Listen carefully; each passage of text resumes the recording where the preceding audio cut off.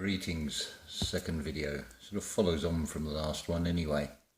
So I'll try and project my voice a bit louder this time.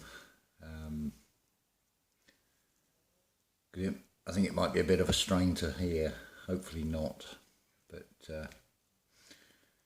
the way it goes. So where do we start with this one? A couple of interesting songs. Susie and the Banshees, Dear Prudence, I've mentioned this before. The pre, this has already happened. Like preconceived, prescribed, procreation and so on, prudence, prudence. Remember that vowel shift, the A and the E sound. So, interesting songs, well, Dear Prudence, and also a song called Israel, Hey, we're joined by Askit. It's come in to say hello. Either that or I've started heavy breathing, one or the other. And here comes Marley as well. Anyway, so where do we go? Yeah, I want to talk about the big picture. Hello, Marley. Everybody wants to be a film star.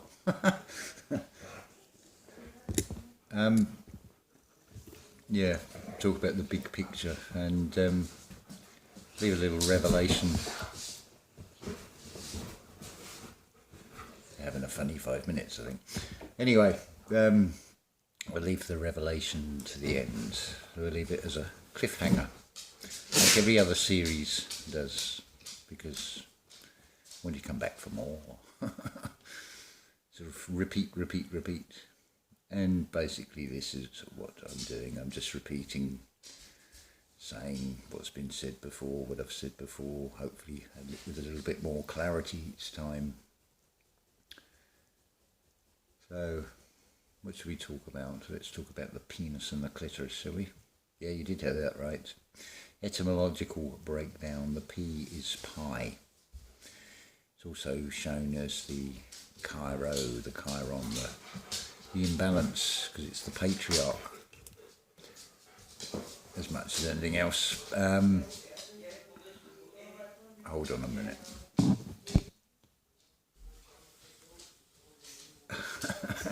It's one of those days. Put me off the train of thought a little bit. But that's part of the test, isn't it? Staying focused. Especially in meditation, when your mind starts to wander on different topics. So we get back on topic. So the P, the patriarch, the pineal, P is pi basically. P is pi. So I'm giving you an etymological breakdown of penis. So the P is pi, so that's all round. The E is energy, the N is Lord, the I and the Spirit.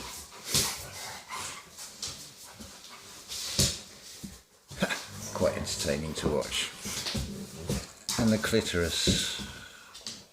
I mean, if you say that word slowly, you forget what it's referred to. But C-L, C, light, Tor, us. Tor is door, and there's us. It doesn't matter whether you're in a male or female form, because when a male and female form come together, they co-create.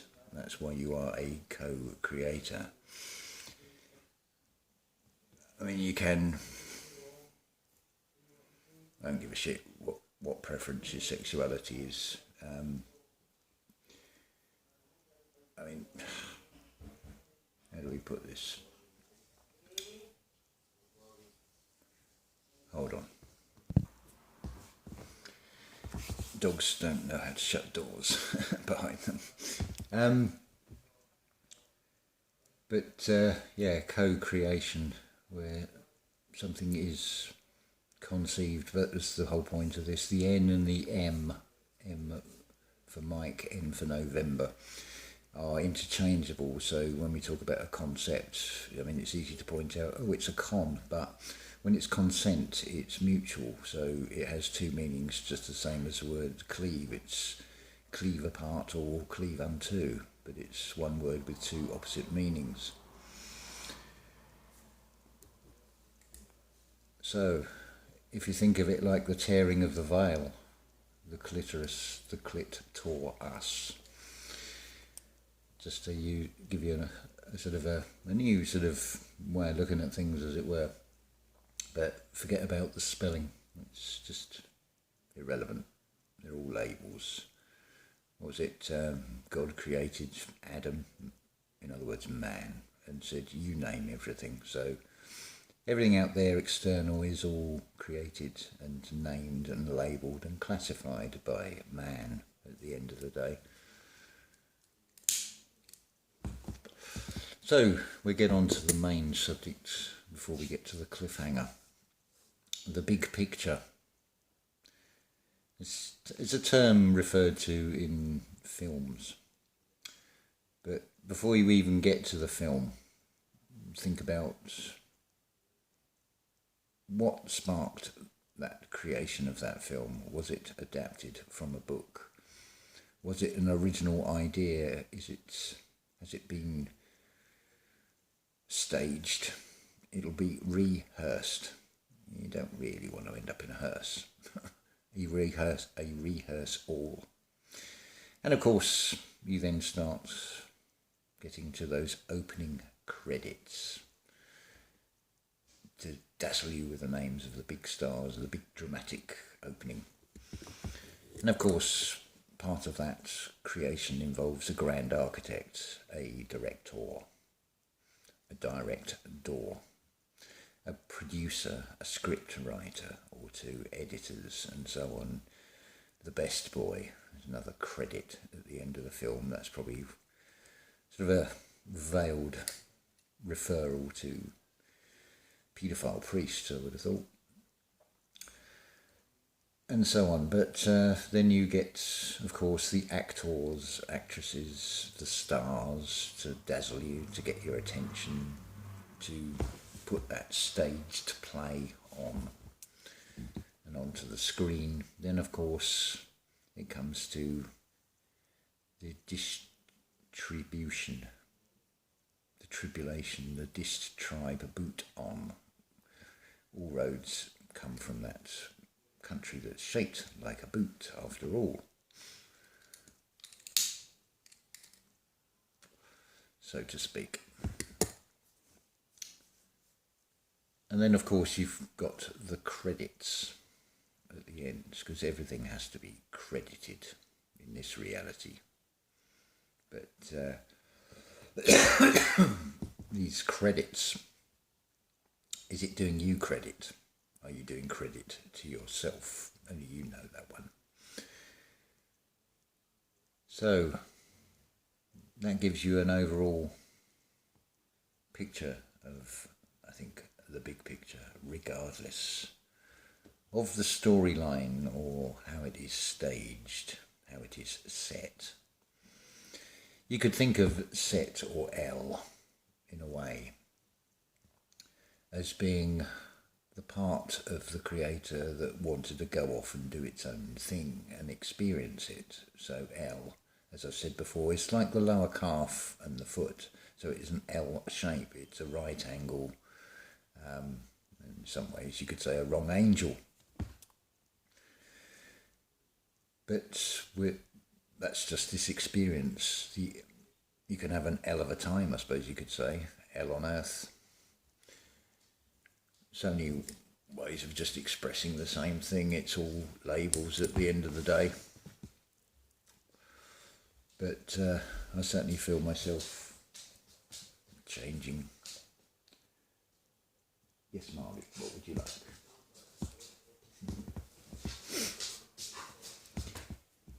So, let's get on to the cliffhanger. It's how a lot of films will end. It's certainly how series, when they get long-running series that go into seasons, as they call them these days, go, or they'll leave the film open-ended. See how these words take on a new meaning when you apply them from a perspective, especially when you're looking at films, the reel-to-reel reality, which of course you can rewind, and you probably all have when you've had an argument or something's not gone well the day before, and that night you replay it in your head over and over, and I wish I said this and I wish I said that. Well, that moment is gone, and why are you playing it over again? Do you want to see it again? Forget it, it's gone. The cliffhanger ending, let's get back on topic here. So, hold on, we'll just push the door to again. See, the test.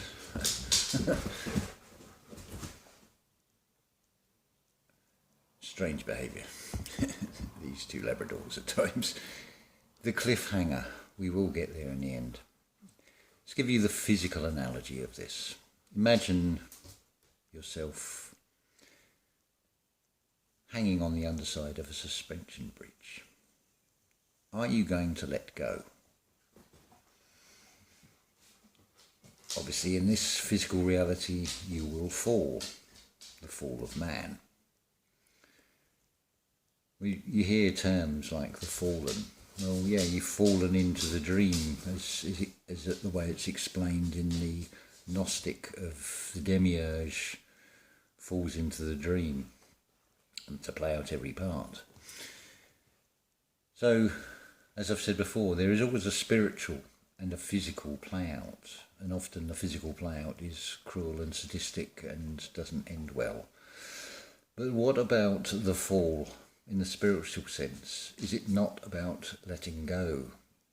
Is that not the theme that seems to be the thread through this awareness, awakening, spiritual journey? Again, labels, whatever you want to call it. Surely if you're letting go in the spiritual sense, that means there is no knowledge. You have no fear of falling.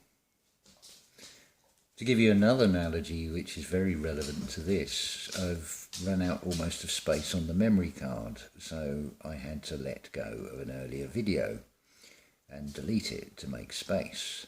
But do I want to hold on to it? What do I want to hold on to it for? I have not invested hours and hours into putting soundtracks, opening sort of bedazzling intros or outros. It's just straightforward record, record it, play it back. If I'm happy with it, then we play it back. Now the dogs want to go out the room and can't open the door. One moment. I think it's fair to say that this reality has often been described as a mirror, an inverse, certainly a revolution.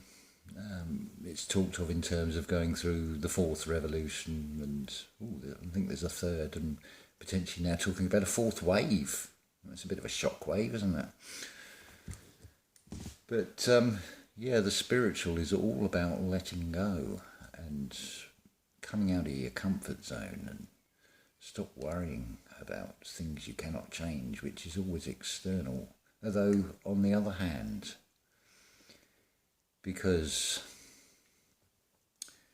it is all about perspectives and things,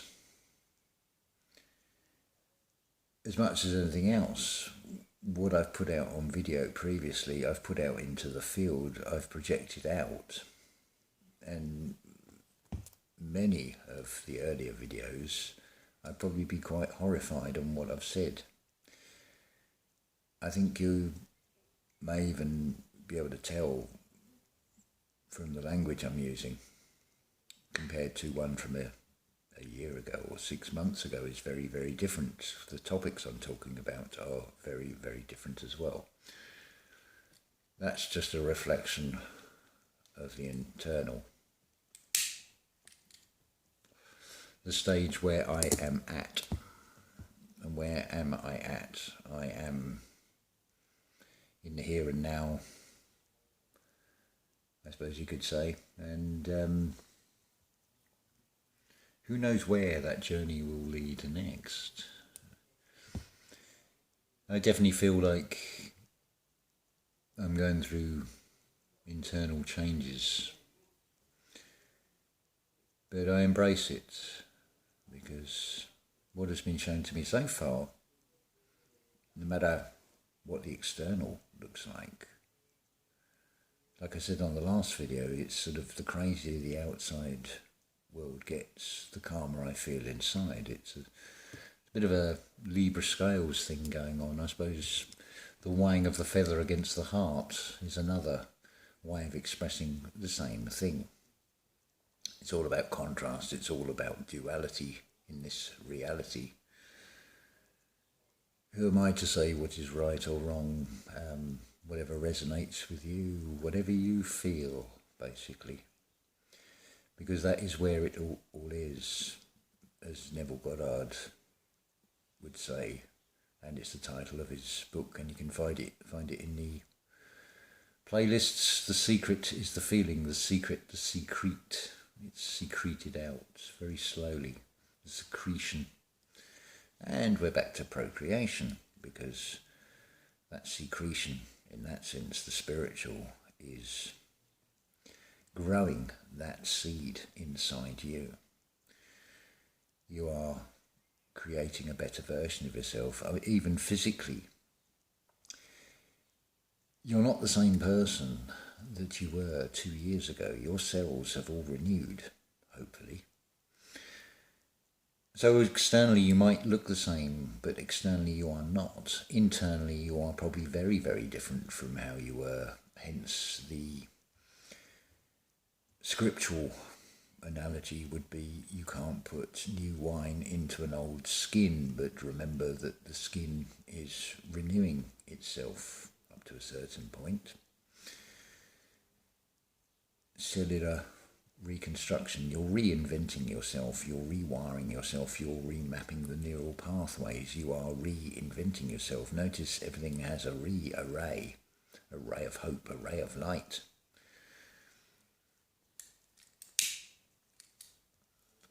No, I'm not saying that it comes down to a simple case of El is bad and Ra is good, because they both have dualities. Everything has a duality. There isn't anything out there that doesn't, or up there, or wherever. You can talk about mythology, about the good and bad aspects. Was it to Kali and the moon, and so on. Again, just labels. Just ways of expressing things that man, Adam, named. And then it's all classified and subdivided.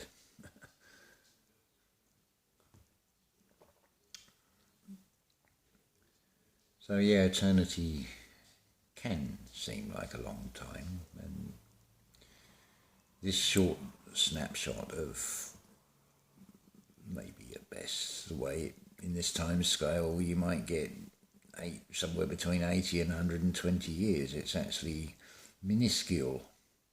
Again, it sort of reflects the whole atom, the photon, the waveform and the particle form. Which is the greater, which is the lesser? What is the point of attention? What is the point of it all? And the answer is you.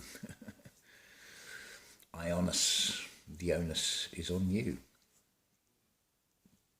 What am I saying here? I'm saying, as I record these, I'm basically looking at myself reflected back, aren't I?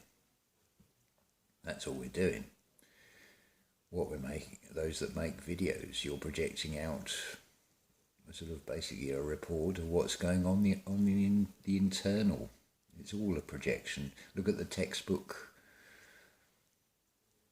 sort of breakdown of the way a narcissist operates. That's all about the external projection, because the internal is likened to a Jenga tower, so fragile that it has to project out because it can't bear anything getting in close. But of course it's all reflection, it's all duality. It's just sharing a perspective from a personal point of view at the end of the day, and it's entirely up to you how you want to take it, what do you want to do with it, and you know the answer to that one. I can't teach you anything. I can just point out a few things as I find them or as they come to me. But yeah, the cliffhanger always ends in a cliffhanger, doesn't it? So what are you going to do? Are you going to cling on? Are you going to hold on to the material? Are you going to hold on to beliefs? Are you just going to let go? Because do you really know which way is north, which way is up? You know? Maybe the fall in the spiritual sense is the total opposite of the fall in the physical sense. I'm going to leave that one with you for yourself to decide, because only you will know how you feel about that. So that concludes this video with four-chord additions and soundtracks. But it's amusing anyway. It's real. It's how it is. You just go with the moment.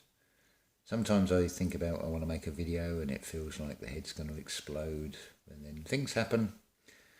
It's just the universe providing for you, because there may be something a little bit later on that's said that comes into it. Actually, yes, there is. Well, it has just come back to me. Another brilliant analogy that Rudy was telling me about the border with Scotland and the Romans. I mean, it doesn't matter about whether you think the Roman Empire is true. Again, it's just a label. It's the analogy of the story that's the important thing here. The story goes that these tribes disguised themselves as Romans. So when the actual genuine Romans got there, they welcomed them in with open arms, sort of like a reverse Trojan horse, and said, welcome, where you want to go. This is the queen of this tribe is welcoming the enemy, the Romans, in. They've been lured in. We're back to the penis and the surrounded with the clitoris, basically, the divine masculine, the divine feminine. You see, you've got the Roman army. That represents the patriarch, the male. It's penetrated in to the territory of this Scottish queen. She's welcomed them in. It's a massive deception, because she then says, no, you want to go further north. Of course, they're now going well and truly into enemy territory. The female has surrounded the male. So which is the more ferocious? Which is the more scary temper between the male and the female in this reality, you know? A woman's wrath and all that sort of thing. It's said in... Just listen carefully to those old sayings, because they reveal so much, like those biblical ones, about being the light in the world. Well, you can all be a light in the world and shine a light into the darkness and reveal, I mean, Christ all, crystal clear. Again, it's all words with meanings and things. Just depends what you hear. Depends on, I suppose, how the elastic pulls on your ears, whether they're pulling your ears forward or not. But it's all going on around you, externally. But what about the inner ear, the mind's eye, and of course the heart and the gut feeling? Entirely up to you what you absorb. Another analogy, just very quickly to end this video. The Susie and the Banshees song, Israel, wine tasting sweet to the mouth, and in the lyrics of that song, bitter to the glass. G last, because G is Gaia, earth form, which we're in. That thing you've ingested, that liquid, water, wine, whatever, it is longer lasting now it's inside, because you have absorbed it into your body. It's into your embodiment until the workings of this physical vessel decide to expel the waste aspect that it doesn't want, for example. So always listen carefully to the sounds. And of course you have external sounds as well. So perfect moment to end this second video. Now all I've got to do is think of a title for it, which I shall do as I upload it. So I wish you all a wonderful day. Lose that fear. Give it no attention. It has no power over you. Only you have power over you. You know how you feel.